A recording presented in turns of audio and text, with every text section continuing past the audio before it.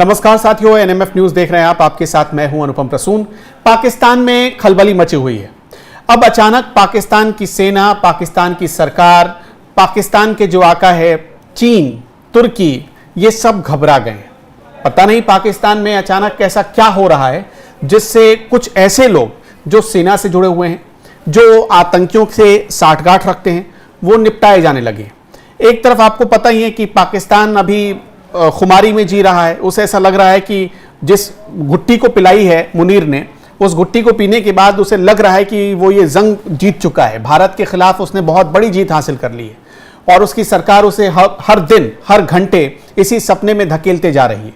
लेकिन इसी बीच दोस्तों, हो क्या रहा है कि जश्न के बीच एक एक करके चुन चुन कर कुछ ऐसे लोग निपटाए जा रहे हैं।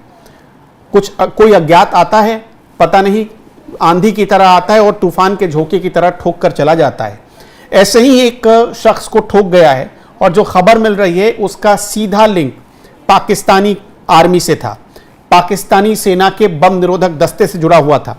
अब ये ख्याल आता है कि जैसे इजराइल ने हमास को ठोका था, पेजर ब्लास्ट हो रहा था, याद है आपको? तो क्या कुछ इसी तरह की कोशिश तो पाकिस्तान में कोई देश नहीं कर रहा? पंकज जी ज्यादा जानकारी के साथ जुड़े हैं।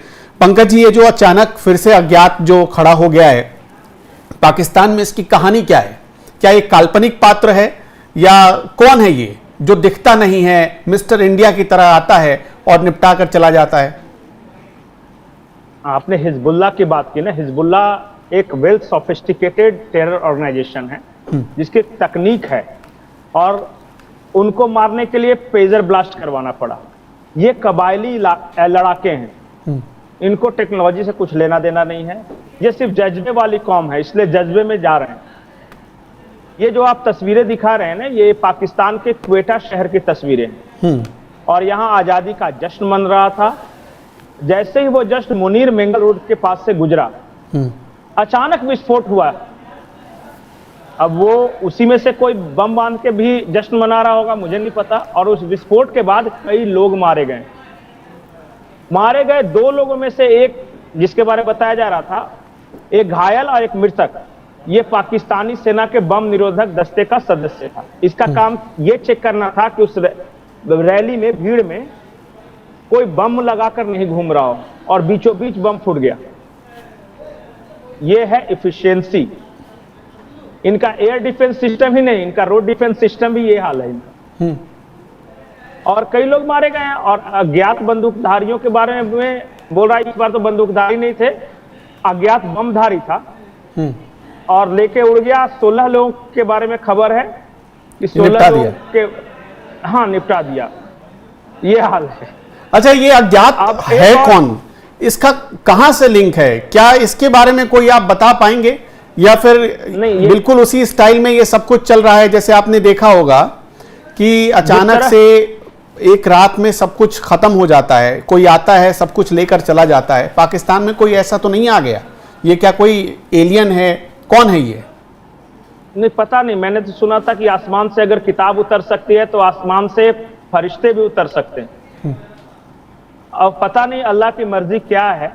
हो सकता है उन्होंने इस्लाम की ये दुर्गति देखकर और ये सुअर का मांस खाते जनरलों को देखकर, शराब पीते हुए पाकिस्तान फौजी अधिकारियों को देखकर, या लड़कियों के अय्यासी में डूबकर इन लोगों को देखकर, हो सकता है फरिश्ते उतारने शुरू कर दिए हो कि बेटा जान निपटा ले।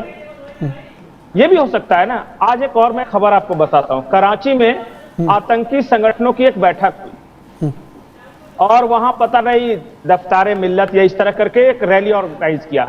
जितने लोग संबोधित करने आए हैं, हजारों लोग सामने हैं वहां पे, और जो आए हैं वो बुलेट प्रूफ शीशा के पीछे से बोल रहे थे।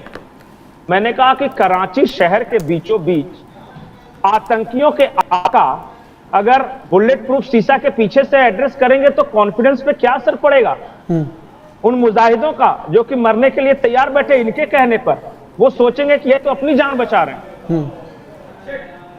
जब जो आका ये कह रहा हो कि मौत कुछ नहीं है, बस मर जाओगे, उसके बाद से ही सारा पैकेज आपके पास मौजूद है। 72 हूरे, भरपेट बिरयानी और पता नहीं मीठा पानी, क्या क्या वहां पे पूरा कंप्लीट पैकेज, एक मेनू कार्ड बना के रखा है कि मरते के साथ तुमको ये मिल जाएगा।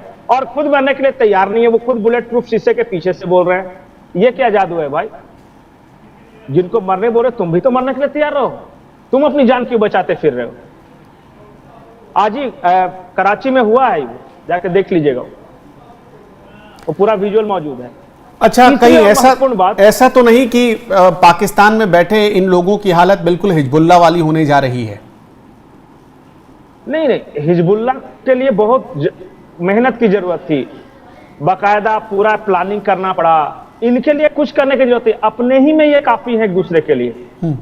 अभी देखिएगा, अब उधर से कोई बलूच कभी मार देता है, कभी कोई पश्तून मार देता है, कभी कोई सुन्नी किसी शिया के मस्जिद पे बम मार देता है, बदले में शिया उठता है वो सुन्नियों का कत्लेआम कर देता है। इनके लिए प्लानिंग की क्या जरूरत है? और रही बात कि ये देखिए, पाकिस्तान सिर्फ 3 चीजों पे सरवाइव कर रहा है, लोन, जिहाद और आर्मी। और अगर ये तीनों, आर्मी, अच्छा, अगर फौज नहीं रहे, जिहाद नहीं रहे और बाहर से कर्ज नहीं मिले तो पाकिस्तान नाम का कोई देश है ही नहीं। अच्छा, तो मुझे एक चीज की जानकारी दीजिए, ये जो पाकिस्तान वाले जो इतना उछल रहे हैं कि देखो हमारा एयर डिफेंस सिस्टम, देखो हमारा F-16 जिसने राफेल मार गिराया, तैयारा मार गिराया, 5-5 तैयारा मार गिराया, ये जो एंकर चीख कर कह रहे हैं पाकिस्तानी, ये तैयारे क्या अज्ञात के खिलाफ नहीं चलते हैं उनके? नहीं, अज्ञात के खिलाफ सिर्फ फटती है, अब बम नहीं। क्या वो दर्शक समझ गए हों? आज की हालत ये है कि हाफिज सईद अस्पताल में है, वो भर्ती हुआ था, उसका कोई एक बगल का कजिन या भाई मारा गया था, उसमें ये घायल हुआ था। अस्पताल वाले बोल रहे हैं कि मौलाना साहब डिस्चार्ज हो जाइए अब। वो बोल रहे नहीं, हम यही सेफ हैं। वो बाहर निकलने के लिए तैयार नहीं, पहले ये खुल के रैलियां किया करता था। आज कराची में भी नहीं गया है वो हाफिज, बोला कि ना बाबा, कोई ठिकाना नहीं है, किधर से आके कौन ठोक के चला जाएगा। ये हाल है। जो ये कहते थे कि हम मौत को हाथों में लिए घूमते हैं, वो बुलेट प्रूफ जैकेट में घूम रहे हैं। ये देखिए, मैं बताऊं, सबका वही हाल है। मसूद अजहर गायब है, सैयद सलाउद्दीन गायब है, सब गायब। मसूद अजहर का तो बेचारा 10-12 मारा गया, पता नहीं खानदान में कोई बचा या नहीं बचा, तो वो तो मातम मना रहा है। और जो मुदरिके वाला एक का था, इसका सैयद सलाउद्दीन का, वो ध्वस्त हो ही गया है। अब किसी को नहीं पता कि उसी में दफन हो गया या जिंदा भी है। देखिए, अब मैं एक चीज जानता हूं कि ये सब अपनी जिंदगी की आखिरी सांसें गिर रहे हैं, बुढ़ापा में आ गए हैं सब। 80 के दशक में इन्हें तैयार किया गया था, इनका second in command, third in command मारा जा रहा है। जो यूनिवर्सिटी इनकी थी, सबसे बड़ी यूनिवर्सिटी थी आतंक की बहावलपुर में, सबसे बड़ी, सबसे ज्यादा लोग वहां पे थे, बाकायदा शॉपिंग मॉल बना के रखा था, फैमिलीज रखते थे वहां पे, स्विमिंग पूल थे। सोचिए, खुद जन्नत की हूरों के साथ यही मजा ले रहे थे, पता नहीं ऊपर जाके क्या करेंगे। और जब वो मारे गए तो बोलते हैं ख्वातीनों को मार दिया, ख्वातीनों को मार दिया। अरे भाई, रात को मदरसे में ख्वातीनें कर क्या रही थी ये तो बताओ, क्योंकि मस्जिदों में जाना तो अलाउड है नहीं। तो जब 12 बजे रात के बाद मिसाइलें दागी तो वहां ख्वातीनें कैसे निकलनी शुरू होगी? कहीं ऐसा तो नहीं है कि वही कांड किया जो कि पाकिस्तान के एम्बेसडर ने बांग्लादेश में किया? अब एक और आज मैं वायरल वीडियो देख रहा था, एक अमेरिकन पॉर्न स्टार है, वो बोल रही थी कि सबसे ज्यादा जो गे पॉर्न देखा जाता है, वो देखा जाने वाला देश पाकिस्तान है। बाकायदा उसका वीडियो है जो बता रही थी। आई डोंट नो क्या है वो, सच है झूठ है। तो ये जो आप वीडियो देख रहे हैं, देखिए ये वो उस अज्ञात के खौफ के बाद आप जब देखेंगे तो वो पूरा वहां पर बाड़ेबंदी सी की गई है और बीच सड़क पर ठोका है किसी अज्ञात ने, और उस आदमी को ठोका है जो पाकिस्तानी सेना के बम स्क्वाड से जुड़ा हुआ था। पाकिस्तानी सेना के, जैसा पंकज जी बता रहे, 16 लोग हाल के कुछ दिनों में अज्ञात के द्वारा ठोक दिए गए हैं। अच्छा, आज अनुपम आप कह रहे हैं अज्ञात ने इन लोगों को ठोक दिया। अज्ञात ने उनके प्रधानमंत्री बेनजीर भुट्टो को ठोक दिया था, आज तक पता नहीं चला कि वो कौन अज्ञात था। तो उनके प्रधानमंत्री को ठोक दिया था ना, बीच रैली में गोलियां मार दी थी। और बिलावल आज तक नाच रहा है, लेवल लेवेंगे या पता नहीं क्या कर रहा है कि सिंधु नदी में जल बैठेगा कि दरिया बैठेगा, पानी कि खून, यही करता फिर रहा है वो। तो अज्ञात का खौफ उस वक्त से है, अभी थोड़ी इंटेंसिटी से बढ़ी है। चलिए, बहुत बहुत शुक्रिया पंकज जी आपका हमारे साथ जुड़ने के लिए। तो दर्शकों, ये जो अज्ञात का खौफ है, ऐसा नहीं लगता आपको कि एक दिन पाकिस्तान को निपटा कर मानेगा? एक एक कर, चुन चुन कर अचानक वो आता है, जैसा मैंने शुरू में भी कहा कि आंधी की तरह आता है और तूफान की तरह ठोक कर निकल जाता है। आज तक देखिए, इतने बड़े बड़े जब दावे होते हैं कि हमारी आर्मी इतनी बड़ी है, हमारे पास एडवांस टेक्नोलॉजी है, हमारे साथ चाइना है, ये वो पाकिस्तान दावा करता है, लेकिन सारे दावों की ऐसी तैसी कर देता है ये अज्ञात, आता है और निकल जाता है मारकर अपना काम करके। आप क्या सोचते हैं इस अज्ञात के बारे में? कमेंट बॉक्स में बताते चलिएगा और इसी तरह NMF न्यूज़ के साथ जुड़े रहिए। नमस्कार।